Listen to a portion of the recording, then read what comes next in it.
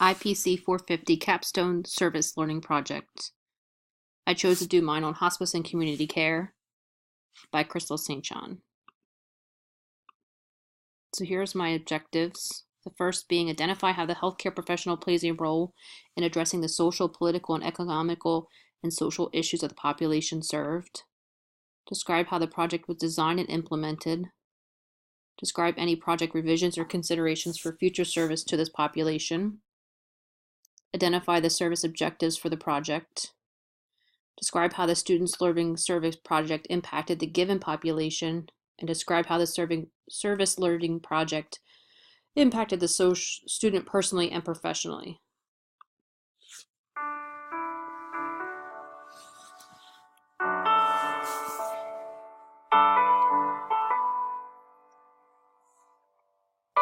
I think it's an honor to be able to be with people during that last stage of their journey.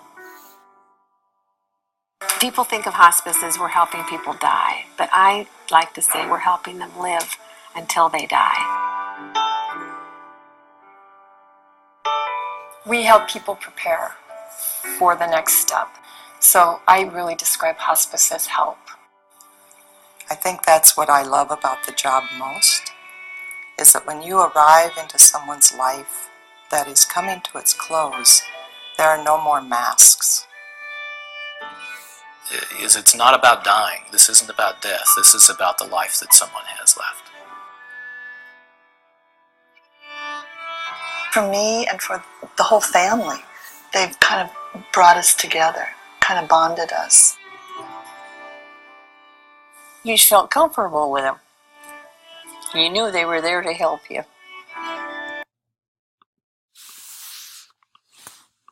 So now we're going to start on the introduction. So what is hospice and community care? Who is involved?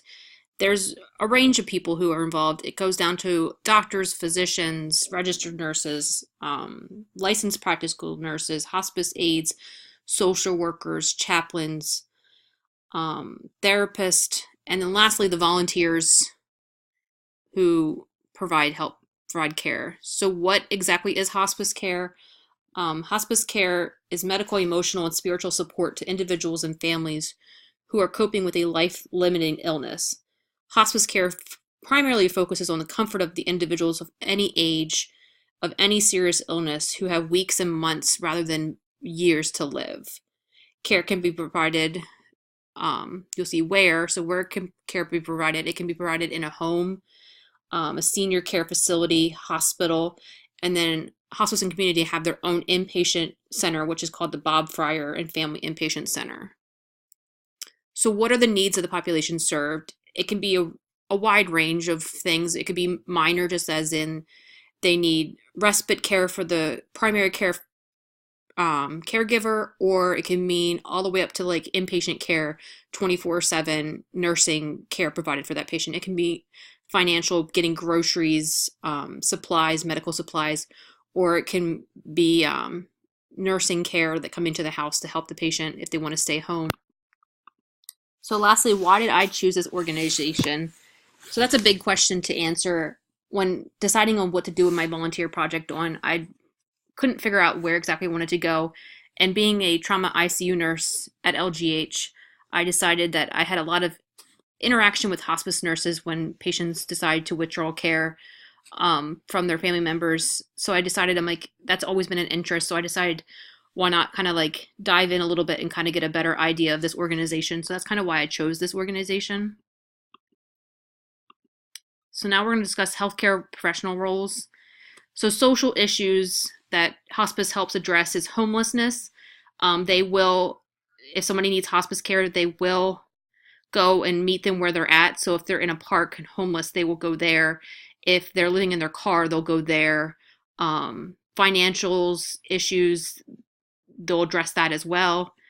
Some political issues that they face, cultural differences. You would think, oh, they only treat spiritual people. They don't have any political lines drawn in the sand of who they treat and who they don't treat. economic issues. They definitely treat, it kind of goes back to the social issues with the homelessness. They will treat regardless of the ability to pay. So a lot of their financial means comes by donations. They do like a lot of auctions and races and stuff to raise a lot of their money, and a lot of their care sometimes comes from volunteers, along with the secondary insurances that also pay for their services. So lastly is the cultural issues. It kind of stems about the political issues. Again, they're not one driven spiritual, like you can be an atheist, you can be a Protestant, you can be a Catholic, you can be a Buddhist. They're still going to treat you the same. They're going to give you the care that you deserve. They don't discriminate based on different religions, cultures. If you speak Spanish, French, they'll care for you no matter what. So the service learning project. So how was my project designed? I first designed it based on, first you decide where you want to go. And I kind of put the ICU picture down there versus like just sitting at the bedside listening to someone, because I feel as an ICU nurse, you don't get to do that as frequently as you would like, especially when you have a patient that's withdrawing care, because you probably still have another patient that you're trying to win the fight of illness or trauma, whatever it will be. So you don't always have that one-to-one time. So I decided to go to hospice, like as I said in the earlier slide, because I had that experience with the hospice nurses and just kind of seeing how they had that one-on-one time. So I designed that based on that, just to kind of get that experience. I wanted to kind of figure out where I could get involved in hospice to make that happen. So my biggest thing how I designed this project was I reached out to the volunteer coordinator at hospice. So that was the first step on how I designed it. And how was it implemented? So obviously I reached out to her, kind of told her what my requirements were with volunteer hours and what I wanted to do in regards to learning about hospice and spending time with the patients and getting to know their families, and just having that one-on-one time that I desired as an ICU nurse at times when my patient was near death. And so my implementation was, I got started with a volunteer orientation. I had to do that for 3 days. And then once I had my orientation done and had got my skill my skill list checked off, I was able to start my actual project hours. Revisions for future considerations. I can't really think of anything that I would change for the future. Maybe start this earlier, maybe do more hours, which is the typical 30. I'm seriously considering continuing volunteering at hospice because I loved it so much.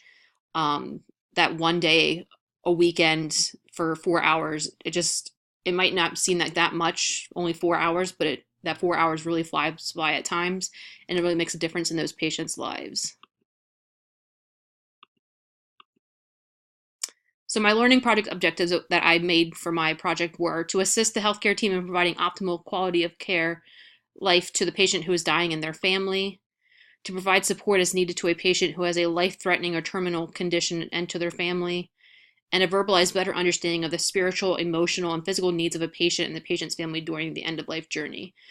So how I met these objectives: to assist the healthcare. As a volunteer, you're there for 4-hour shifts. So I was going alongside with the aide and helping turn. I was doing bed baths. I was doing hair washing. I did walks with patients outside in wheelchairs. So I feel like that provided optimal quality of life to that patient who was dying. And to their family, I also helped in the kitchen. I made meals. I baked cookies. I baked brownies. That also kind of provides support as needed to a patient who has threatening illness. I sat at bedsides with patients that had like probably hours to minutes to live, if their family wasn't there holding their hand. Verbalize better understanding of the spiritual, emotional, and physical needs of a patient. I definitely learned that in my time at hospice, just talking to the nurses and getting a better understanding of how their nursing care is different from my nursing care, and just kind of understanding the spiritual, emotional needs of their patients, how it kind of differs and also is the same as a patient that's going through an illness that isn't terminal at LGH. So my conclusion. So impact on the population. I feel like my learning project definitely had an impact on the population. Just in my time there, the staff was definitely welcoming and always enjoyed seeing the volunteers come in. And sometimes you just never knew what you're going to walk into. And the one day, like, we had this patient that only spoke Spanish. We didn't have any Spanish interpreters. We just had this Spanish phone.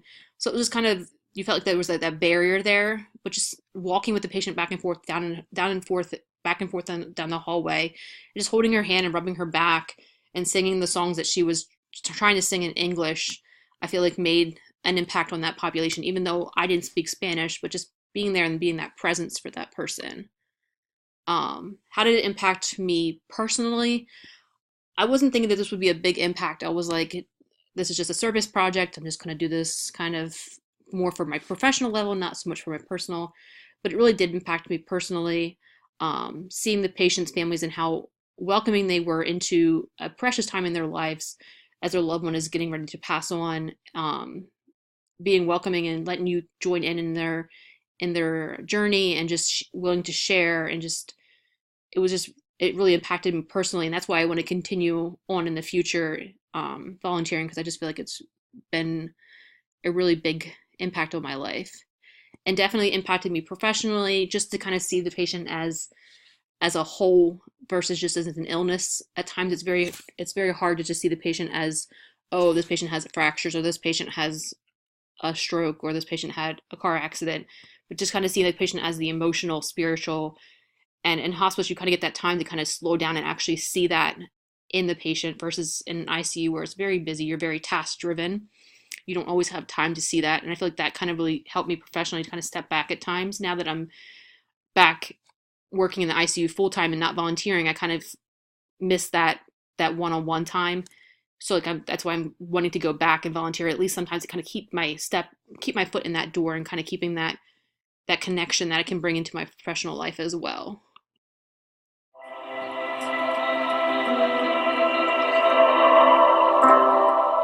You want to have the best clinical staff taking care of your loved ones at the end of life. Hospice and community care, I feel, truly has that. I dealt with other hospice companies, and they don't come close to what hospice and community care has to offer. To have that professional person come into your home, you don't even have to go to them, but they come into your home, sit down with you in your chair, and just let you share. Offer advice if you ask for advice, but if you don't ask for it, that's okay. It's a relief where you have someone you can talk to, you have someone that's there to help you with medications, and somebody to tell you that you're not alone, that we're here to help. He wasn't just a patient. Yes. He was a friend. All three of them that came, and the other ladies too, they went above and beyond. And so I said, let me call hospice. And I thought, oh my goodness, this is Thanksgiving. What will they do? And so I called and said, I'm going to need a hospital bed. They just took such excellent care, which we would not have been able to do at home. So they brought the bed Thanksgiving morning, knowing that they were listening to our needs and were respectful of our culture and our beliefs. Because I knew when I picked up that phone and dialed the number, there was going to be somebody there at the other end of the line. And that could either help me solve the problem, or give me advice, or would take over and say, well, we're sending someone out, which they did several occasions. Another gift from hospice, the ability to let go of the caregiving responsibilities and just spend time with my dad. They did it all so well, so professionally and so caring, and I can't say enough for the support that they rendered to my wife Dorothy and me and my family.